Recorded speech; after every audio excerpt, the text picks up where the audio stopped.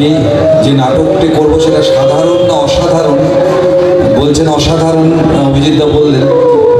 অসাধারণকে সাধারণ করার ক্ষমতা যিনি রাখেন, আবার সাধারণকে অসাধারণ করার ক্ষমতা যিনি রাখেন সেই ঠাকুর মহারাজ বসে আছেন।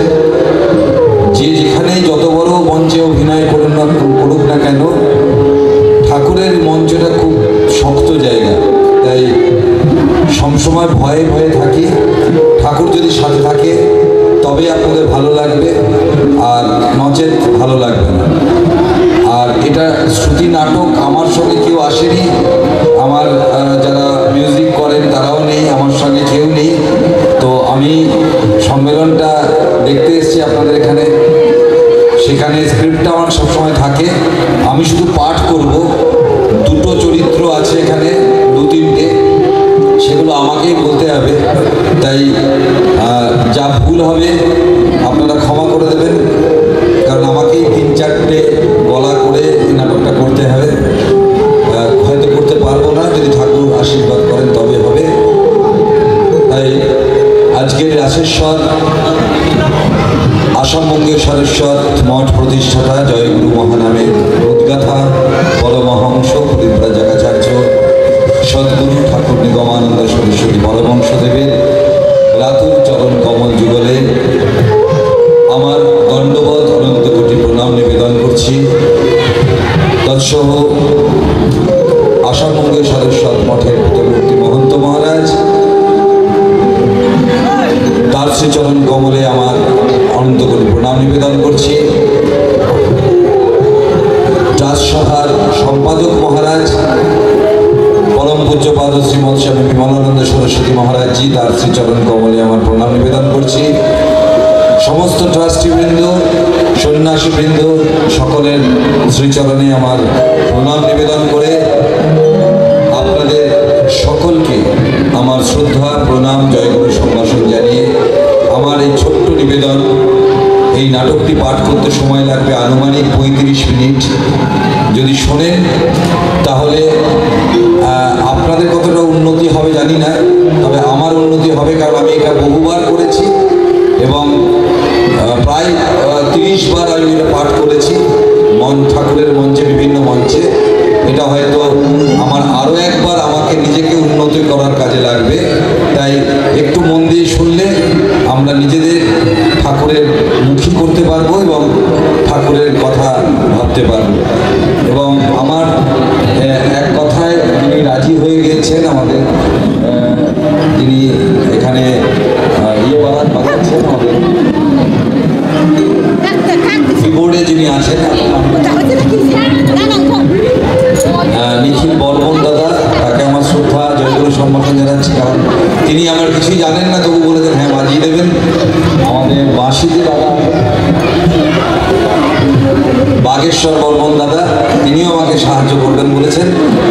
তারা কি নাটকটা জানেনই না, আপনারা যেমন প্রথম শুনলেন ওনারাও প্রথম শুনলেন, তবু বলেছেন ঠিক আছে আমরা বাজিয়ে দিচ্ছি। তাই জন্যে আমি কৃতজ্ঞ চিত্তে তাদেরকে শ্রদ্ধা প্রণাম জয়গুরু সম্ভাষণ জানাচ্ছি। জয়।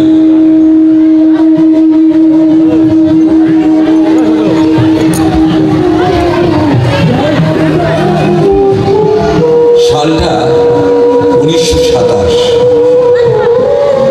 তখন ঠাকুর মহারাজ ঢাকাতে অবস্থান করছেন। সেই সময়টা একটা সুন্দর কীর্তন বা ভজন শুনলে ঠাকুর মহারাজ আনন্দে উদ্ভাসিত হতেন, আর দুহাত উপরে করে সেই কীর্তনের সঙ্গে নিজে মেতে উঠতেন। একদিনই এমন সন্ধ্যায় কীর্তন হচ্ছে ভক্তদের, ঠাকুর মহারাজ কীর্তন শুনছেন বসে।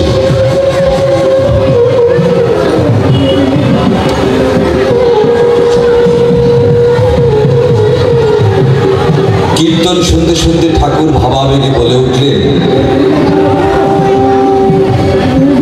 আজ আমি কল্পতরু হয়েছি, তোদের যা কিছু চাইবার এইবার চেয়ে নে।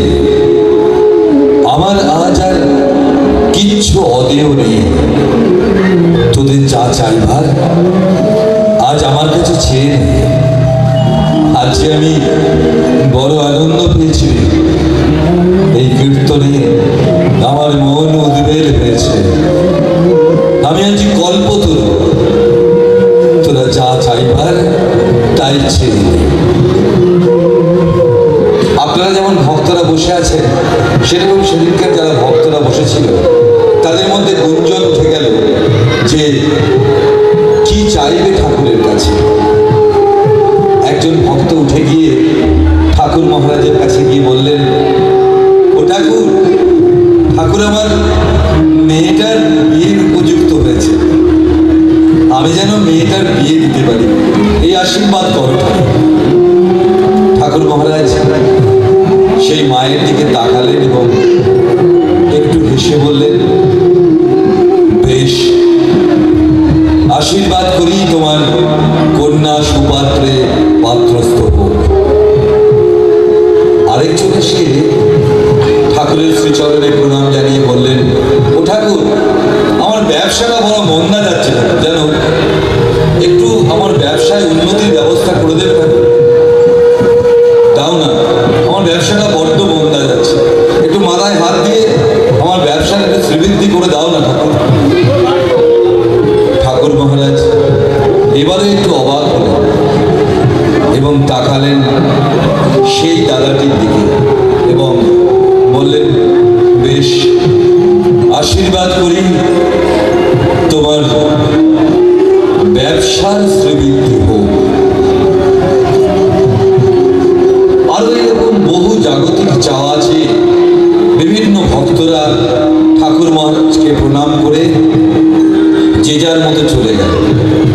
শেষে একটি মা এসে ঠাকুর মহারাজের দিকে তাকিয়ে হাঁটু গেড়ে বসে ঠাকুরের দিকে তাকিয়ে আছেন নিষ্পলক দৃষ্টি। ঠাকুর, ঠাকুর, আমাকে একটা সুসন্তান দেবে ঠাকুর।